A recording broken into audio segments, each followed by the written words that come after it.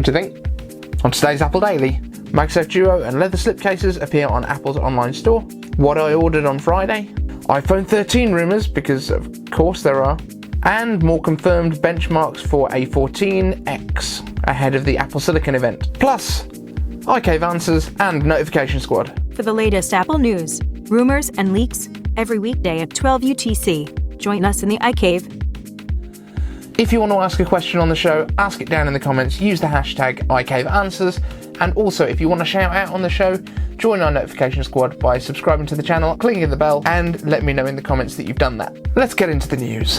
MagSafe Duo appears on the Apple Store along with the leather slipcases. Before we get into this one, we're going to play a little guessing game if you've not seen already. See if you can guess how much the MagSafe Duo and the leather slipcases for the iPhone 12 line cost. I'll give you a clue, they both cost the same amount, and I will let you know at the end of this section. Let me know down in the comments what you think before we get there. But the leather slipcases, pretty cool. They have a little window in them, and this is one of the interesting things. They have to have a software update for them to be supported. And the reason for that is that the MagSafe ring that's in there has got an NFC chip, and that lets the iPhone know that it's in one of these leather slipcases with a little window in it, and that gives you an always-on display on your iPhone by all accounts. That's what it looks like. So you will have, as soon as you put your phone into one of these cases, an always-on display that displays the time through that window. Pretty cool. But if the iPhone is capable of doing always on display, why haven't we been given always on display? We have it on the watch. Lots of Android phones have it. It's doable, apparently. The OLED screens can do it. So I would think there might be some either jailbreak hacks that are going to be taking advantage of this. I can't be bothered with jailbreaking myself, but I'm sure there's some people out there that want to play around with it. But there may also be a software update that comes down the line where we get the option of switching on a always on display, or maybe it's something that's coming in next year's phones. Maybe they want to just see how the 5G does with the battery life, because apparently that's been a bit of an issue already in the past. Speaking of battery, charging stuff. What a slick segue. MagSafe Duo was one of the products announced at Apple's iPhone event, which is a MagSafe charger on the one side and an Apple Watch charger on the opposite side, which can flip up. So if you're using the solo bands that don't kind of pop open, you can still charge your watch on it quite nicely. It all folds up very nicely. It's a little travel charger, and there's been a lot of speculation around the pricing. Now, have you already filled in a comment down there to let me know what you think it was going to be? I'll wait. The price for these two items are $129 each. That seems a bit steep. So the MagSafe one, the MagSafe Duo, is essentially a MagSafe charger and an Apple Watch charger. Now, I think the MagSafe ones are $39 and an Apple Watch charger is $29. So that's, what, $70? And it's an extra $50, $60 to have it fold up? That seems a bit much. I won't be buying one of those to review, but I will certainly be buying at $129 all of the slipcases, one of each colour, to make sure that we can review them all and make sure you know which one you should buy. Actually, that was a lie. I'm not buying any of them. $129 for a case. On the subject of buying things, here's what I ordered on Friday. I have placed my order for my iPhone 12 Pro Max. I have gone for the middle tier on the storage option, so 256 gigs of onboard storage, which seems like it should be enough, doesn't it? I really hope it is. I am going to try using the iPhone 12 Pro Max as my main camera for a couple of the videos. The idea is that I will use this iPad Air as a Filmic remote, then I will use Filmic on the iPhone so that I can use the good cameras. This will show me what's going on the cameras over Wi-Fi, and I should also be able to have my notes sitting over the top using that slide over feature if you've never used the multitasking on the iPad before, because it is a little bit funky to get into and a lot of people just don't bother with it. There is a video that I've already done, which I will link up there somewhere, over there, that shows you exactly how to get in and out of all the multitasking stuff. But that's my plan at the moment. So I haven't ordered any other accessories. I've already got my MagSafe charger sitting here, which we unboxed on the live stream for 1,000 views, along with when I got this bad boy and the Apple Pencil, which has now got a cool funky skin on it, which I think looks really cool. But yeah, that's what I've ordered. Oh, that was the other one, HomePod Mini. which is interesting. For the HomePod Mini is actually $30 cheaper than getting a leather slipcase for your phone or a charger for your phone. And it comes with the 20-watt charge brick in the box. Winning. So those are on the way. The iPhone will be here on Friday. The HomePods, I think, are about a week after that. It gives you quite a vague delivery date, but as soon as it arrives, we'll unbox it, we'll play with it. I haven't had the regular HomePod, but I've got the Mini, and I'm quite looking forward to playing with that. iPhone 13 rumours, because 2020, we haven't got my iPhone yet, my iPhone 12, but it's time to start talking about iPhone 13, of course. I'm not going to go into much detail here. It's the usual stuff. It's going to get a better camera. Chances of that happening. The ultra-wide camera sensor is being improved. It's going to have a wider aperture. It's going from a P5 to a P6, which I'm sure means something. Oh, the other thing that has come out in the article, this is via Ming-Chi Kuo, by the way, who is one of the more trusted Apple analysts, and he says that the current design language, the slab sides and the 4 sizes are likely to stay for the next 2 years, the next 2 refreshes, so don't expect anything to look much different next year beyond colours, and potentially the bottom being a little bit smoother where they've taken away the lightning port. That is unconfirmed, but it seems like it's going to make sense now that we've got MagSafe. Of course, it does still remain to be seen how efficient MagSafe is in the real world. Is it going to charge things quickly enough? Is the battery going to be large enough that it will actually make it through a whole day so we don't need to keep charging it? Who knows? But I think the whole point of MagSafe is that you can kind of drop it on there and pick it up, so you have one at your desk. And then overnight you just give it its full blast charge and everyone's happy. A14 benchmarks. Oh, I love talking about benchmarks. And this is going back to artificial benchmark tests. This is not the same one that we were talking about on Friday. It's the same processor. So this is CPU Monkey benchmarks plus iGPU F32 graphics test, which I've never heard of in my life, but I'm assuming it's something that's useful to people. Here we go. A12Z, this is what's been compared to, which is in the current iPad Pro range. 4657 on the multi-core, going up to 7220 on the multi-core, which is a 55% performance increase versus the current iPad Pro. That is substantial. Single core, going from 1118 up to 1634. So again, a huge jump. That's going up 46% on the single core tasks. So that's the sort of normal stuff where you're swiping, you're moving around the OS, things like that. Very basic stuff. This is not when you're talking about gaming. That's what your multi-core was for.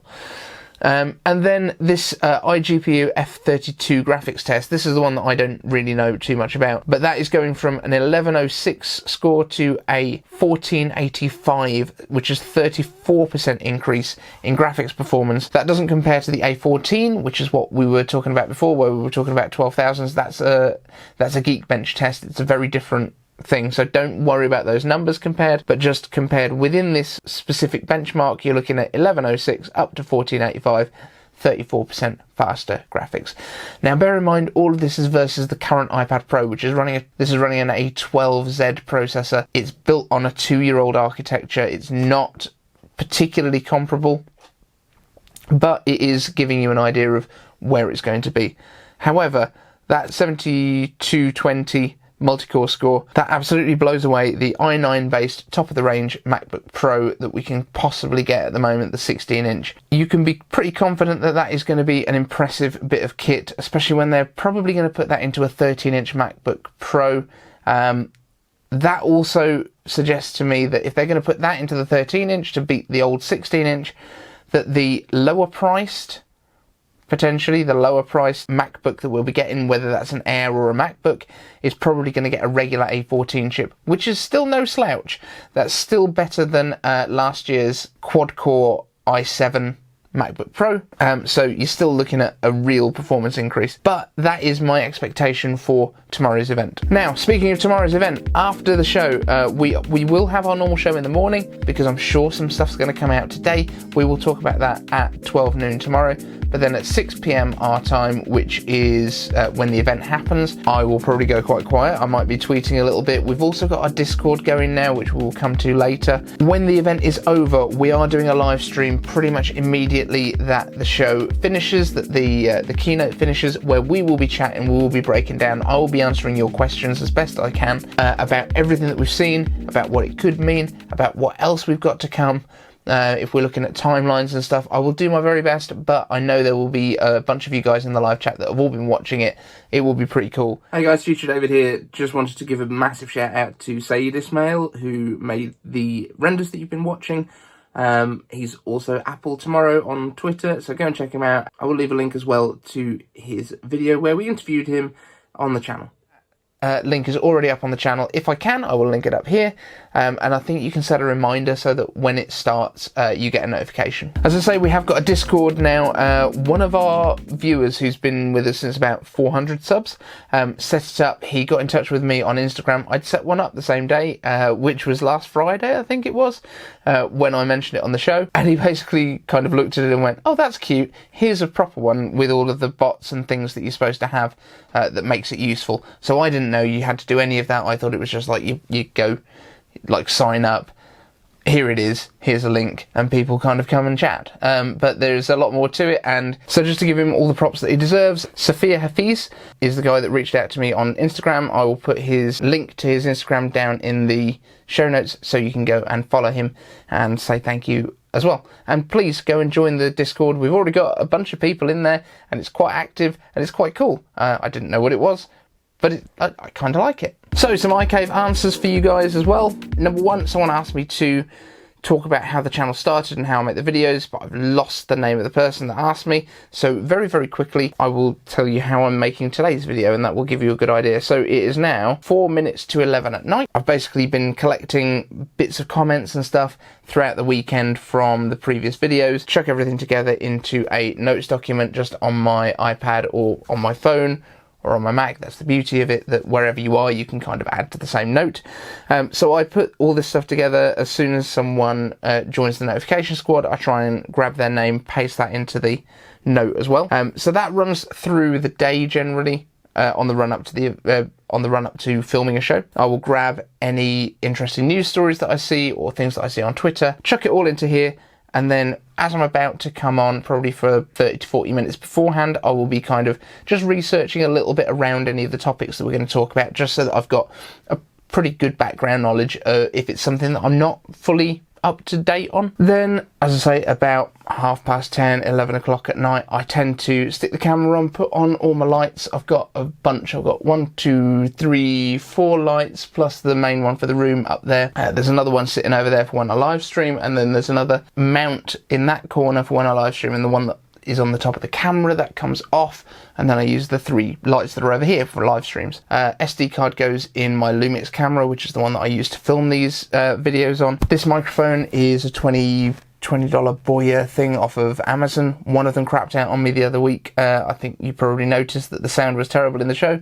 I put up a little thing at the start saying, sorry, it's terrible, I've already ordered a new mic. It arrived the same day, so the next day we got decent audio back, hopefully decent-ish, for $20. So I film it onto an SD card, then that goes into the Mac over there. Typically I will start to do the cuts now at night, so I will break it down a little bit, because I tend to remember where I've made mistakes or where I've kind of gone back and said stuff again, rather than just having to cut bits out. So I'll do a bit of the cut at night. When I start to get tired, I will go up to bed. I tend to get up by 6 o'clock in the morning, tends to be around 5 with the kids, and I will come back down here and I will start editing. I do the school run at 9 o'clock in the morning, at about 8:20 in the morning.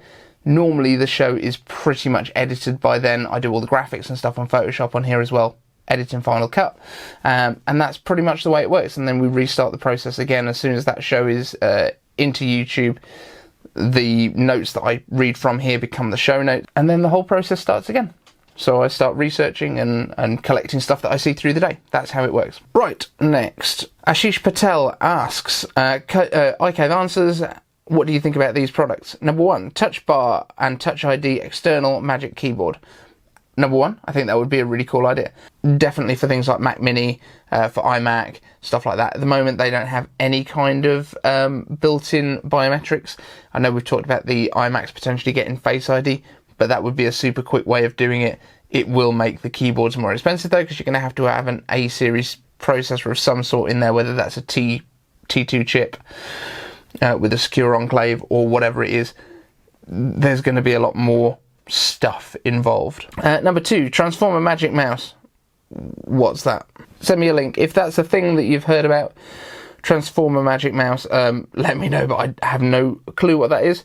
And ARM Mac Mini versus ARM iMac 24 versus ARM MacBook Pro speed comparison.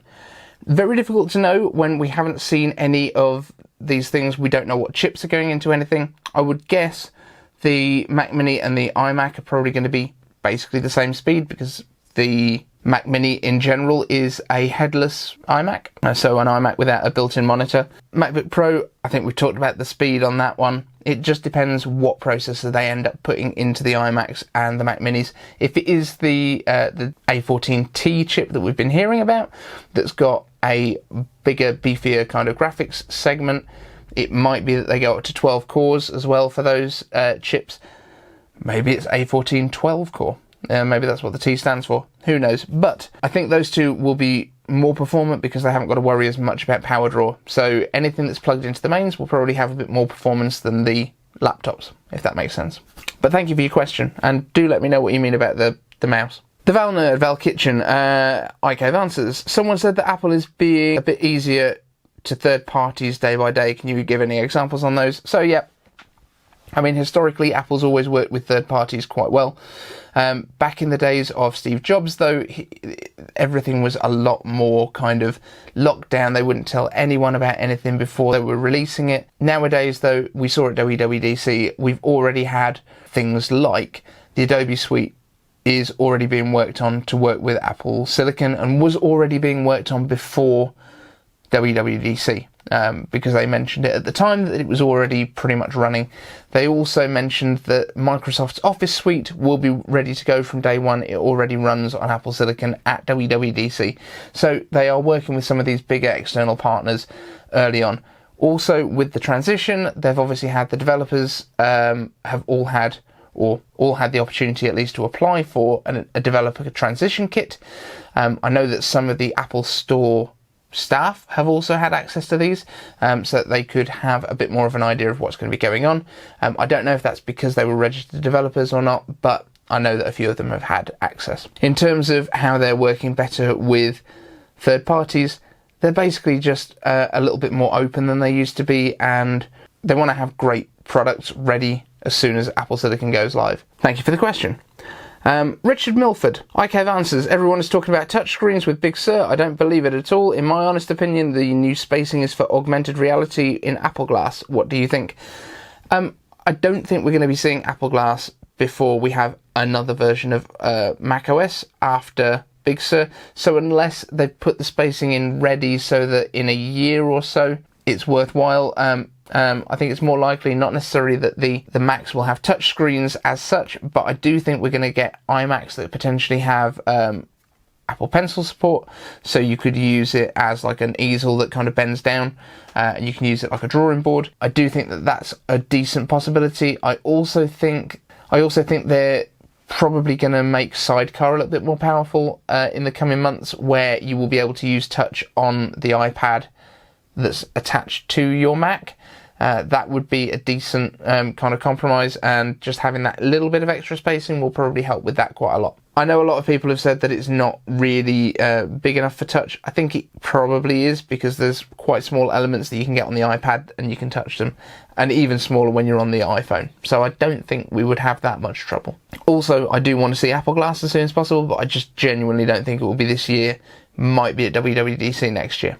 Sammy Ace, iCave answers. Would RAM be as important this time around, considering iPhone 12 Pro has 6GB of RAM and is beating a 12GB of RAM smartphone? Would that same principle apply to MacBooks? If being a Pro user, music software, photo editing, coding, etc., how much RAM is enough for Apple Silicon? Now, that's a really good question, and it's a really good point.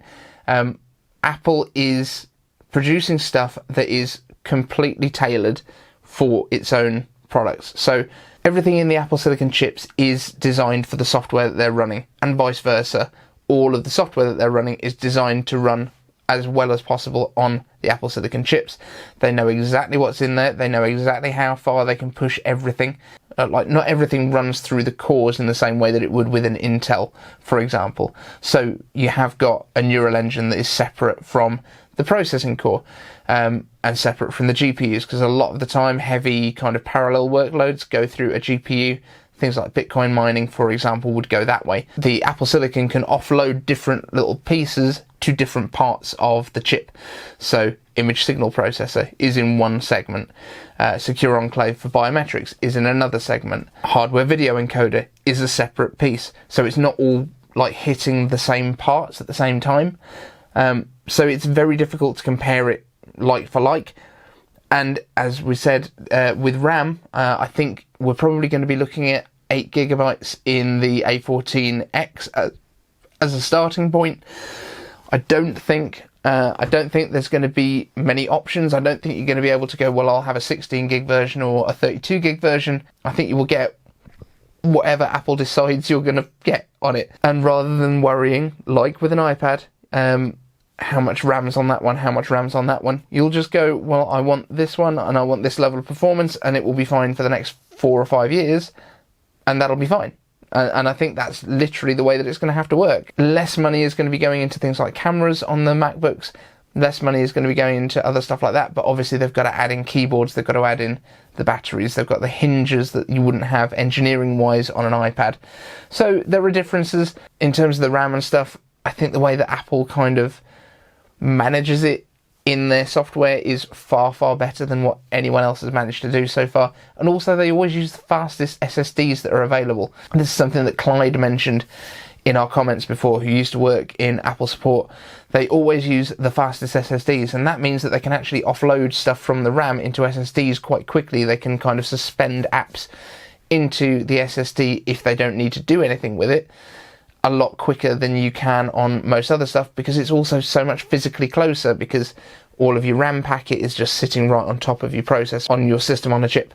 So that's some of the ways that Apple is able to manage the RAM, that the smaller amounts of RAM that they use. People like Samsung, who are having to use Android, which is less optimized because it's designed to run on multiple different devices, in the same way that Windows will run on whatever pile of components you kind of stack together to an extent. Android has to do the same for phones. Like, it's not custom written for every phone. It's kind of generally written so that it will run on the broadest assembly of components that are compatible, whereas Apple is able to optimize.